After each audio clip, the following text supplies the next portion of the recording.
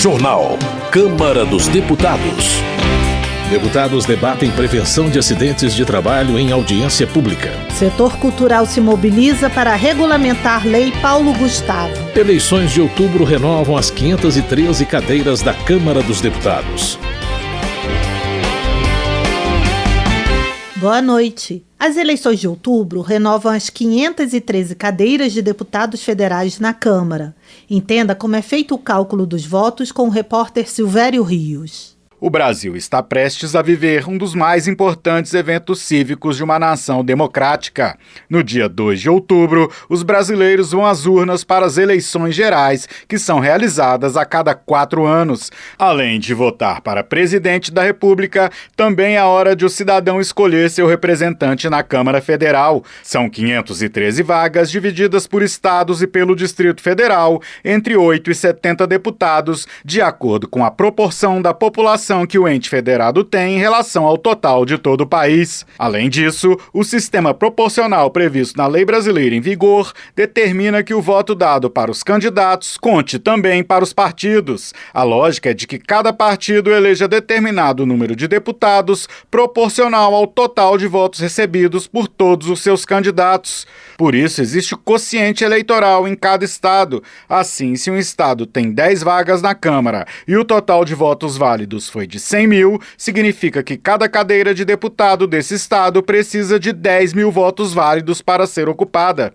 Esses 10 mil votos representam o quociente eleitoral do estado. O número de votos do partido dividido pelo quociente indica quantas vagas cada partido tem direito. Dessa forma, se receber 30 mil votos, esse partido hipotético teria direito a 3 cadeiras de deputados. O consultor legislativo da Câmara, Roberto Martins, explica que, embora possa parecer injusto por permitir que candidatos com menos votos possam se eleger em detrimento de outros com mais votos, o sistema proporcional permite que toda a diversidade social do Brasil possa estar representada no parlamento. A regra de quem tem mais votos deve ganhar é a regra do sistema majoritário. É assim que funciona para prefeitos, governadores, presidente da República e senadores. Quem tem mais voto leva. Já o sistema proporcional, não. O sistema proporcional, ele procura fazer representar na Câmara dos Deputados todo o mosaico social. Então, uma corrente minoritária, ela também tem direito a ocupar um determinado número de assentos na Câmara dos Deputados. Mesmo sendo uma minoria, as regras do sistema proporcional asseguram essa representação. Não é difícil ver que, como somos um país plural, com muitas correntes de pensamento, o sistema proporcional assegura a representação de cada uma dessas correntes. A importância do voto de cada cidadão está no fato de que, como representantes do povo, os deputados têm 2 atribuições principais,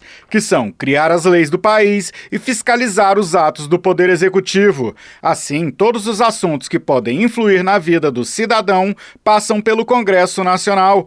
Além de propor novas leis e sugerir alteração ou revogação das já existentes, os parlamentares, deputados e senadores são responsáveis por discutir e votar o orçamento da União e também por fiscalizar a aplicação dos recursos públicos, ou seja, são os parlamentares que, até certo ponto, determinam onde e como vai ser gasto o dinheiro arrecadado com imposto pago pela população. Da Rádio Câmara de Brasília, Silvério Rios.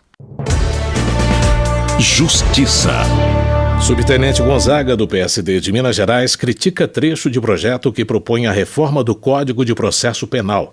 Segundo ele, a parte que trata da normatização da advocacia defensiva deve ser retirada do texto, uma vez que este instrumento desequilibra o chamado sistema de paridade de armas, dando um poder de investigação à defesa que só o Estado deveria ter.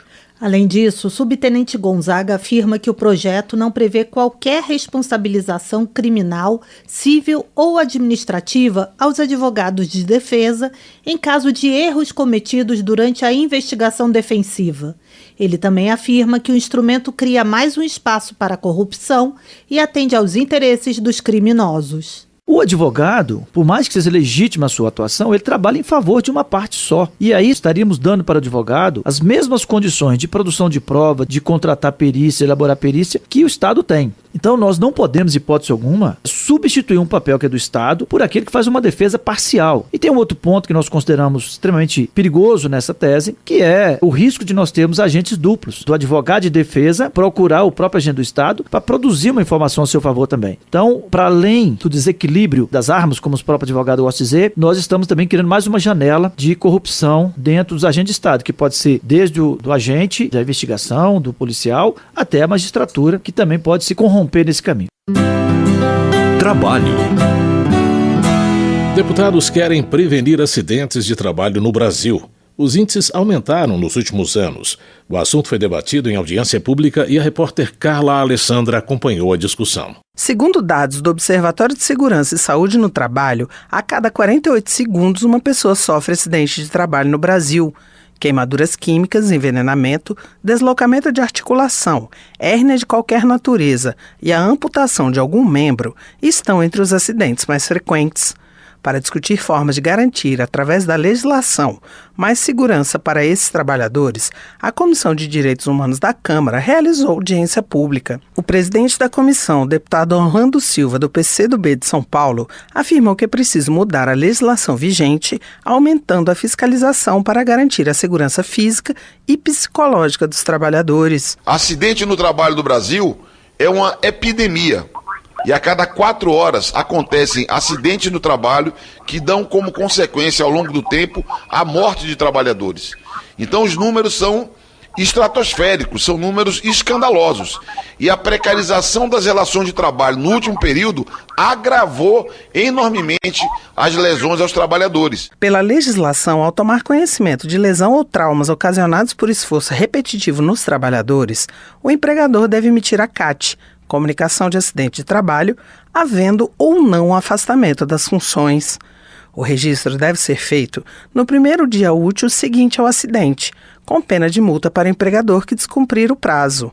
Mas, por falta de fiscalização, os empregadores estão deixando de emitir a CAT para não correrem o risco de ter que assumir a responsabilidade pela lesão por não ter assegurado ao seu empregado um ambiente seguro de trabalho, como define a legislação. Para o presidente da Associação dos Trabalhadores Lesionados nas Indústrias Metalúrgicas do Vale do Paraíba, Luiz Fabiano Costa, a reforma trabalhista flexibilizou as normas regulamentadoras. E várias normas regulamentadoras, as NRs, que foram revogadas, normas essas que exigiam das empresas investimentos e maior segurança e proteção ao ambiente de trabalho. E nós, a parte mais vulnerável da relação de trabalho, estamos cada vez mais expostos à exploração, ao assédio moral, às péssimas condições de trabalho, salários cada vez mais rebaixados e, principalmente, cada vez mais expostos a acidentes e doenças profissionais. Renata Ruiz, que se lesionou trabalhando, luta na justiça há 7 anos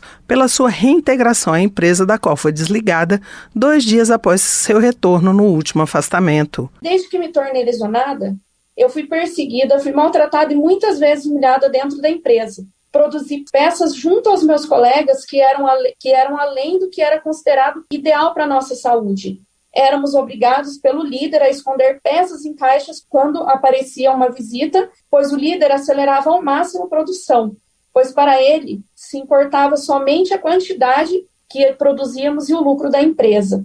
Lesionei meus membros e ainda adquiri a depressão. Segundo dados da Federação dos Metalúrgicos, de 2012 a 2021, foram registradas 22.954 mortes no mercado de trabalho formal. Em 2021, foram comunicados 571 mil acidentes e 2.487 óbitos associados ao trabalho, um aumento de 30% em relação a 2020.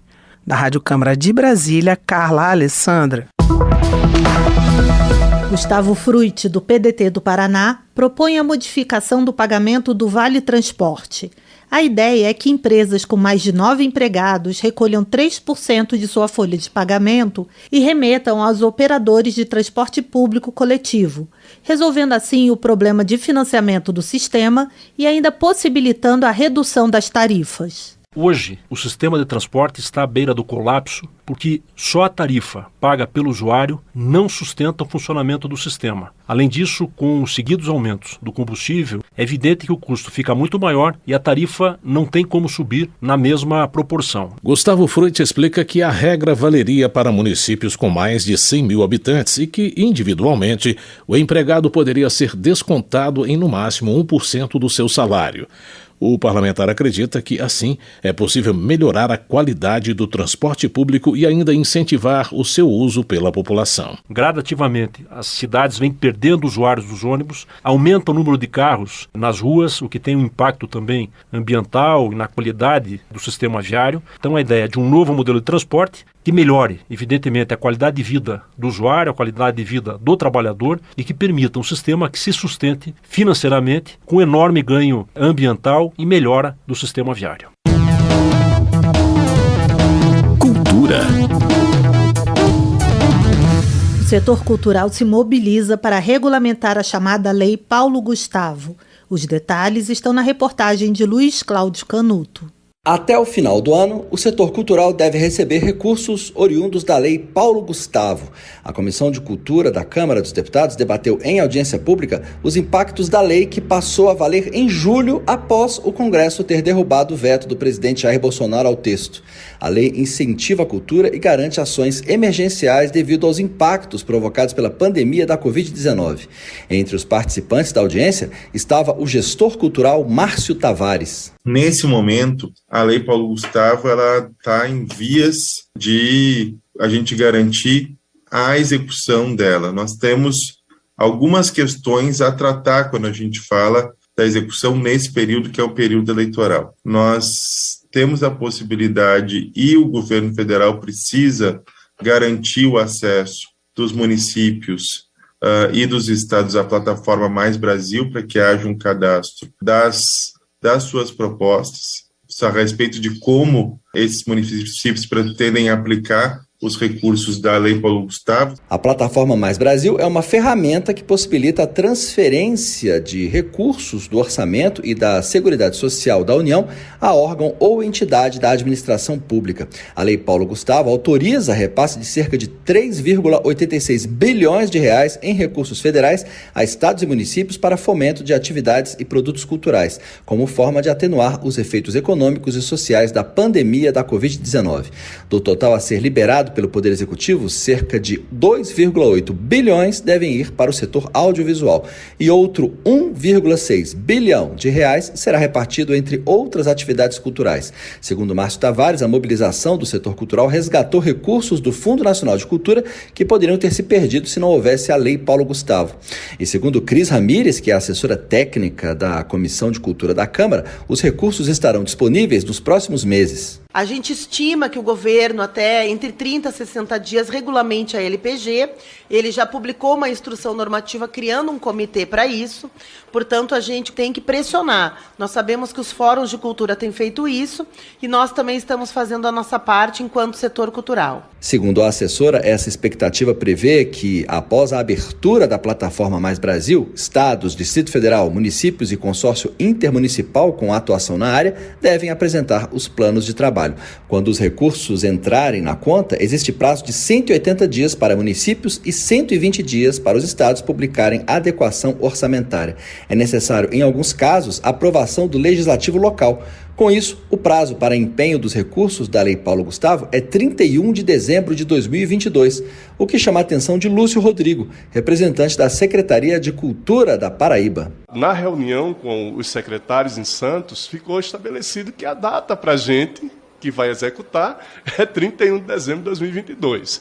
E aí, esses cabelinhos aqui, eu não sei se vai estar na cabeça no dia 31 de dezembro, mas é muito difícil para a gente mesmo. Por isso que essa pressão para que essa regulamentação saia o mais rápido possível é importante, porque nós também no Estado temos que fazer a adequação orçamentária e também criar a nossa própria regulamentação dos estados. Mas pode demorar mais. Se houver atraso, o prazo pode ser prorrogado para, no mínimo, 31 de março de 2023, por causa de vedações da lei eleitoral. E a prestação de contas dos recursos precisa ser feita 24 meses após o repasse.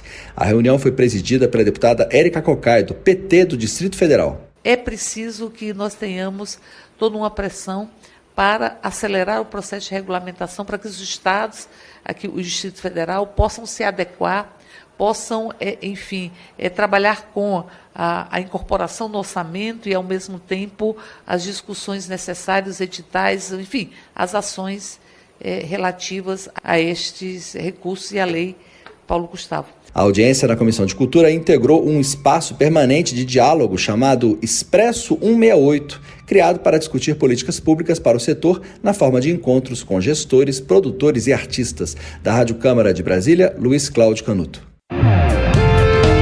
Economia. A lei que atualiza normas do Sistema Nacional de Crédito Cooperativo foi sancionada sem vetos.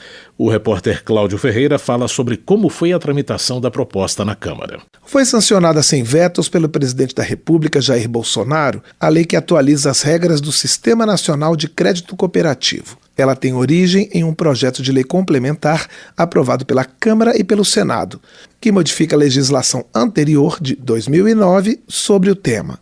A nova lei atinge diversos tipos de cooperativas de crédito e algumas confederações que reúnem essas cooperativas. O texto restringe, por exemplo, a captação de recursos e a concessão de créditos e de garantias aos associados, com algumas ressalvas. Mas existe a previsão de prestação de serviços de natureza financeira a não associados, inclusive órgãos públicos. Também está explícito que a quota-parte, que é o valor da contribuição do cooperado na cooperativa de crédito, não pode ser penhorada. A legislação sancionada pela Presidência da República trata ainda de questões administrativas das cooperativas, como a composição dos conselhos de administração e dos conselhos fiscais e os mandatos dos ocupantes dos cargos. Ela veda a quem tem cargo de gestão, como o presidente do Conselho de Administração ou o diretor executivo, o exercício simultâneo da mesma função em outras cooperativas. O deputado Arnaldo Jardim, do Cidadania de São Paulo, foi relator do projeto de 2009 e é autor da atualização do Sistema Nacional de Crédito Cooperativo, que agora virou lei. Por isso, participou da avaliação do que precisava mudar na legislação. Durante a votação da proposta na Câmara, em dezembro do ano passado, ele falou sobre o crescimento do setor. O cooperativismo de crédito, que era responsável pela oferta de cerca de 3% do crédito no país, atinge hoje 9% do crédito oferecido. Um instrumento importante para a democratização do crédito. Nós queremos vê-lo ainda mais ampliado e esse projeto possibilitará isso. A ampliação da oferta de crédito também foi salientada pelo relator da proposta em plenário, o deputado Evair Vieira de Mello, do PP do Espírito Santo, com base em um documento do Banco Central com dados de dezembro de 2020. O cooperativismo de crédito continua se destacando como relevante provedor de crédito aos seus associados, pessoas físicas e jurídicas, com ênfase na micro, pequenas e médias empresas, fator fundamental para promover a concorrência para a eficiência do sistema financeiro nacional, como em todo, e vem apresentando crescimento acima da média dos demais segmentos. Em seu parecer, o parlamentar informou alguns números do setor de cooperativas. 11 milhões e 900 mil cooperados, 371 bilhões e 900 milhões de reais em ativos e uma taxa anual de crescimento de 35,8%. Da Rádio Câmara de Brasília, Cláudio Ferreira. Termina aqui o Jornal Câmara dos Deputados, com trabalhos técnicos de Everson Urani e apresentação de José Carlos Andrade e Mônica Tati. Uma boa noite para você. Uma ótima noite. Ouça agora as notícias do Tribunal de Contas da União. Minuto do TCU. O Tribunal de Contas da União analisou a segurança cibernética de mais de 300 instituições federais e apontou que menos da metade utiliza computadores portáteis e smartphones de maneira adequada. O diagnóstico do TCU também encontrou deficiências nos processos de gestão e correção de riscos. A fiscalização verificou, por exemplo, a existência de equipamentos com problemas de segurança que não são removidos das redes das instituições, o que aumenta o risco de invasão aos sistemas. De positivo, o TCU apontou que 7 em cada 10 organizações federais executam as correções dos sistemas de forma automática, o que diminui o risco de invasores. Para mais informações, acesse www.tcu.gov.br e saiba mais.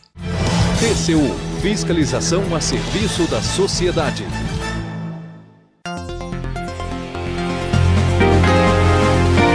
Você ouviu A Voz do Brasil. Boa noite.